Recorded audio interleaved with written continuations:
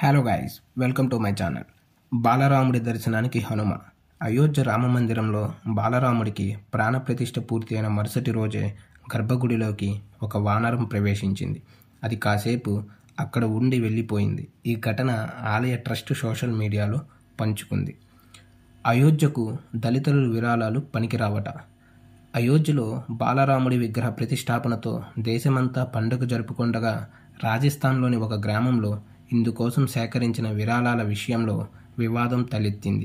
రామమందిరంలో విగ్రహ ప్రతిష్టాపన మహోత్సవం, ప్రసాదం పంపిణీ కోసం జులావర్ జిల్లాలోని ముండ్లా గ్రామంలో దళితుల నుంచి సేకరించిన విరాళాలను వెనక్కి ఇచ్చేశారు. తామిచ్చిన విరాళాలను ప్రసాదం తయారీకి వినియోగిస్తే అపవిత్రమవుతుందంటూ తిరిగి ఇచ్చేశారని ఆ గ్రామానికి చెందిన దళితులు చెబుతున్నారు. విరాళాల వసూలు చేసి తిరిగి ఇచ్చిన అగ్రకులాల వారిపై చర్యలు తీసుకోవాలంటూ కాన్పూర్ పోలీస్ స్టేషన్లో ఫిర్యాదు చేశారు. 3.5 టన్నుల జటాయువు రూపొందించిన 99 ఏళ్ల శిల్పి రామ్ సుతూర్ అయోధ్యలోని కుబేర్ తిలాపై ఏర్పాటు చేసిన 3.5 టన్నుల బరువైన జటాయు విగ్రహాన్ని తయారు చేయడానికి 3 నెలల సమయం పట్టిందని, దీనికోసం 2 నెలల పాటు అనేక గ్రంథాలను విస్తృతంగా పరిశోధించినట్లు ప్రముఖ శిల్పి రామ్ సుతార్ వివరించారు. ఆయన చెక్కిన విగ్రహం ప్రస్తుతం రామ మందిరానికి సమీపంలో గుట్టపైన దర్శనమిస్తుంది. 20 అడుగుల పొడవు, 8 అడుగుల వెడల్పు, 8 అడుగుల ఎత్తున్న ఆ విగ్రహాన్ని అయోధ్యలో చోటు దక్కటం సంతోషంగా ఉందని ఆయన కుమారుడు అనిల్ రామ్ సుతార్ పేర్కొన్నారు. గుజరాత్లోని స్టాచ్యూ ఆఫ్ యూనిటీతో సహా దేశంలో అత్యంత ప్రసిద్ధి చెందిన ఎన్నో విగ్రహాలు రామ్ సుతార్ చేతుల నుంచే జాలువారాయి. ఆయన ఈ ఫిబ్రవరిలో 99వ వసంతంలోకి అడుగు పెడుతున్నారు.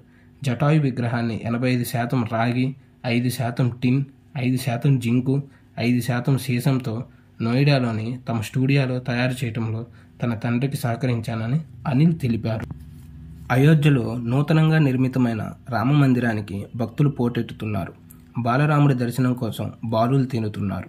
ఆలయం వెలుపల కిటకిటలాడుతున్న పొడవైన క్యూ లైన్లలో గంటల తరబడి నిరీక్షిస్తున్నారు.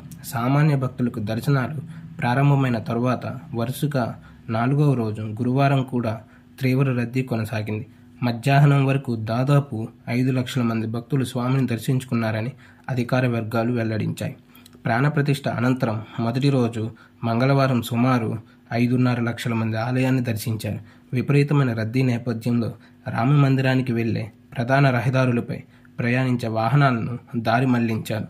అటువైపుగా భక్తులు నడిచి వెళ్లడానికి కూడా అనుమతించడం లేదు. భక్తుల కోసం మెరుగైన క్యూ వ్యవస్థను సిద్ధం చేశామని, ప్రస్తుతం పరిస్థితి అదుపులో ఉందని శాంతిభద్రతల డీజీ ప్రశాంత్ కుమార్ తెలిపారు.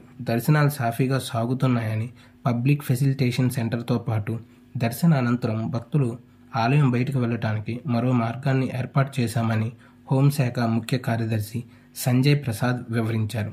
రద్దీ నియంత్రణ భాగంలో సుల్తాన్పూర్ నుంచి అయోధ్య మార్గంలో బస్సుల రాకపోకలు నిలిపివేసినట్లు యూపీ రాష్ట్ర రోడ్డు రవాణా సంస్థ ప్రకటించింది.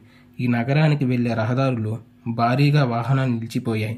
రద్దీని నియంత్రించడానికి ఆలయంలో చేసిన ఏర్పాట్లను సమీక్షించడానికి సీఎం యోగి ఆదిత్యనాథ్ లక్నోలో అధికారులతో సమావేశం నిర్వహించారు. ప్రస్తుతానికి అయోధ్య అదనపు బస్సులు ఉన్నాయి.